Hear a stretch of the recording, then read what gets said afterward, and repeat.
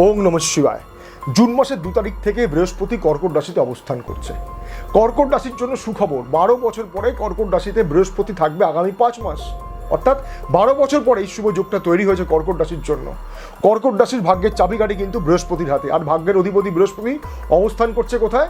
কর্কট রাশির রাশিতে, জন্ম রাশিতে, অর্থাৎ আপনার জন্ম রাশিতে যদি আপনার কর্কট রাশি হয় তাহলে বৃহস্পতির এই অবস্থান আপনার ভাগ্যক্ষেত্রে বিশেষ কয়েকটি গুরুত্বপূর্ণ শুভ পরিবর্তন ঘটাতে পারে। আগামী 5 মাস বৃহস্পতি আপনার জন্মরাশিতে উচ্চস্থ অবস্থায় অবস্থান করছে এবং সরাসরি প্রভাবিত করবে আপনার বৈবাহিক জীবনকে, আপনার ব্যবসাকে, আপনার ভাগ্যকে। আমি জানি না আপনার রাশিচক্রে বৃহস্পতি কোথায় অবস্থান করছে, আপনি কতটা শুভ ফল পাবেন ইত্যাদি নির্ভর করছে আপনার ব্যক্তিগত রাশিচক্রের গ্রহের অবস্থানের ওপর। আগামী 5 মাস বৃহস্পতির এই শুভ ফলটা আপনি কতটা পাবেন, কিভাবে নিজের কাজে লাগাতে পারবেন জানতে চান বিস্তারিত? কাল নয়, আজকেই যোগাযোগ করুন। জ্যোতিষ পরামর্শ সামান্য খরচে। জয় ভোলেনাথ।